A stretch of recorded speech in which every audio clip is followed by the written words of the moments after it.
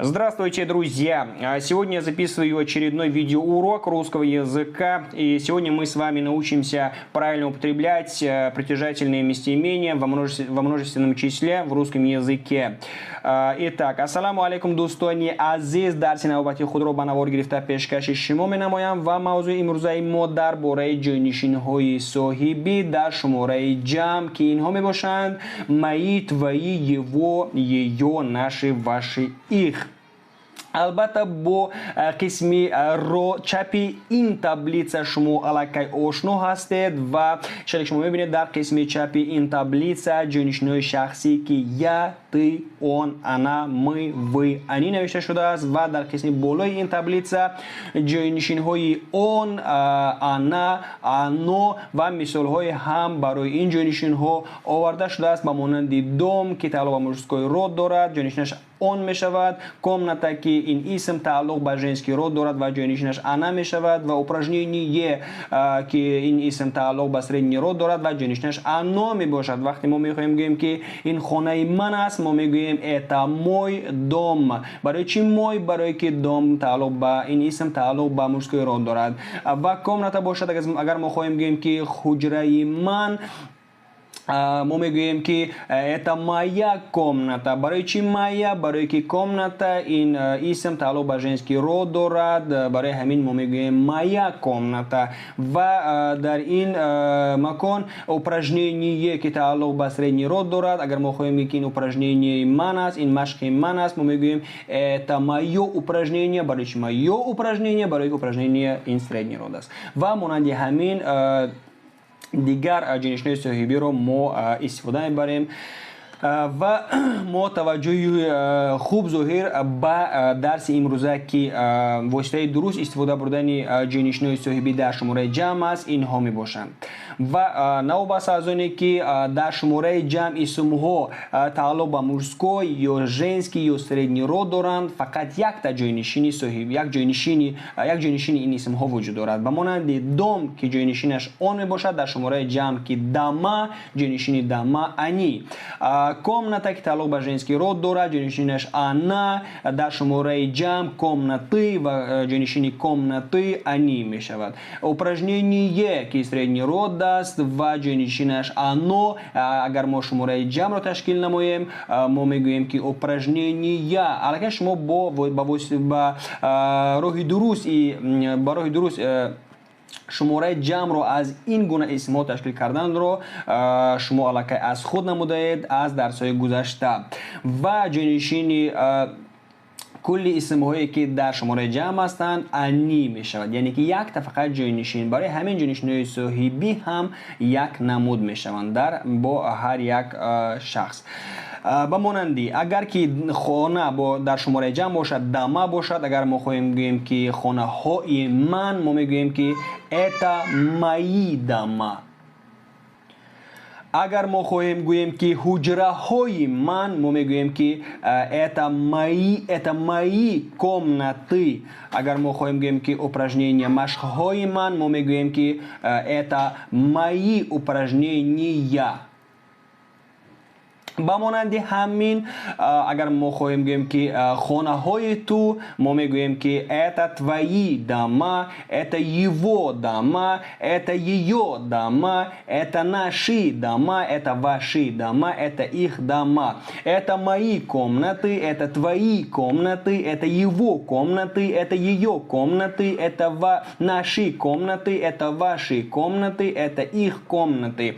Это мои упражнения, это твои упражнения, это его упражнения, это ее упражнения, это наши упражнения, это ваши упражнения, это их упражнения. Биёед бо ҳам як исмро гирифта шумораи ҷамъ менамоем ва бо ин ҷойнишинҳои соҳибӣ истифода мебарем. Ба монанди ручка.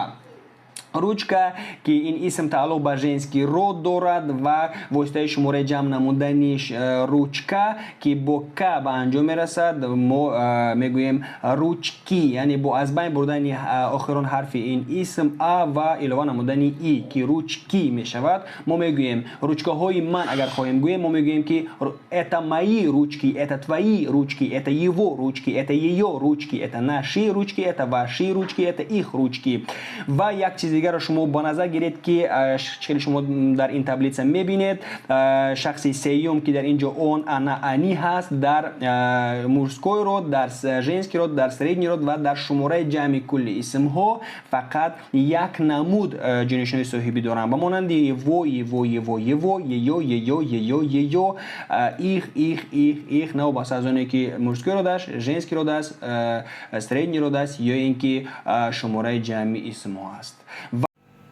اکنون دوستان عزیز ما با اجرای مشق‌های این صفحه شروع می‌نماییم و چه شما می‌بینید در قسم چپ این صفحه جانشین‌های شخصی در شماره تنها و شخصی یکم، دوم و سوم نوشته شده است و جمله‌هایی که ما ترتیب دادیم از اسم‌های شماره تنها عبارت هستند و چه شما می‌بینید جانشین‌های صاحبی هم در شماره تنها هستند. به مانند это мой дом, это моя ручка, это моё задание و غیره. و وظیفه شما در این مشق عبارت است از عوض نمودن و شماره جمع نمودن اسم هایی که شما می‌بینید و ترتیب دادن جمله های نو به مانند جمله یکم این مشق چه که می‌بینید это мой دوم و ما از اسم دوم شماره جمع تشکیل کردیم که دمه شد و جای‌نشینی ما هم عوض شد از موی با مایی که مایی شماره جمع است. مانندی это мой дом, это мои дома و کل این جمله ها را شما باید در شماره جمع ترتیب دهید و بعد از یک چند ثانیه من طرز درستی این جمله ها را به شما نشان میدم تا اینکه شما تفتیش نمایید آیا شما درست پر کردید یا نادرست. مرحمت. و اکنون دوستان عزیز این قسم دومی این مشق است که از جمله ها در شماره جمع عبارت است. چه شما میبینید کل جمله های شماره تنها رو ما شماره جمع намудим. به مانند это мой дом, это мои дома, это моя ручка, это мои ручки, это мое задание, это мои задания, это твой телефон, это твои телефоны, это твоя тетрадь, это твои тетради, это твое кольцо, это твои кольца, это его брат, это его братья, это его сестра, это его сестры, это его упражнение, это его упражнения, это ее гараж, это ее гаражи, это ее книга, это ее книги, это ее сообщение, это ее сообщения. اگر شما چون که شما میبینید در قسم راستی این صفحه اگر همین گونه پر کرده باشید، همین گونه از شماره تنها شماره جمع تشکیل نموده جای‌نشین‌های موافق گذاشته باشید، یعنی شما موضوع رو درست فهمیده، مشق رو درست حل کردید. و اکنون بیاید با قسم دومی مشق ها شروع می‌نماییم. اکنون دوستانی عزیز این قسم دومی مشق‌های امروزه ما هست و چه شما می‌بینید در قسم چپی این صفحه جانشین‌های شخصی در شماره جمع و شخصی یکم، دوم و سوم نوشته شده است و جمله‌هایی که شما می‌بینید در این قسم اسم‌های این جمله‌ها از завод, школа, здание, словарь, библиотека, оконце, стул, игрушка, море عبارت است و در شماره تنها نوشته شده است و وظیفه شما از شماره تنها شماره جمع نمودن این اسم ها و جای‌نشین های صاحبی موافق نوشتن در این جمله ها می باشد.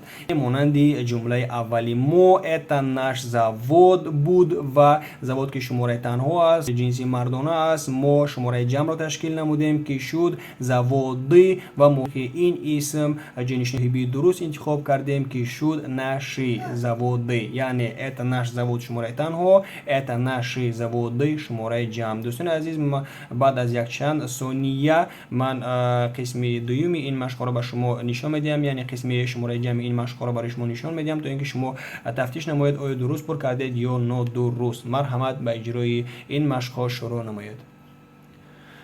و اکنون دوستانی عزیز این قسم دومی یعنی قسم شماره جمع این مشق ها است که عبارت است از این جمله ها، یعنی это наш завод, это наши заводы, это наша школа, это наши школы, это наши здания, это наши здания, это ваш словарь, это ваши словари, это ваша библиотека, это ваши библиотеки, это ваши оконца, это ваши оконца, это их стул, это их стулья. Это их игрушка, это их игрушки, это их море, это их моря.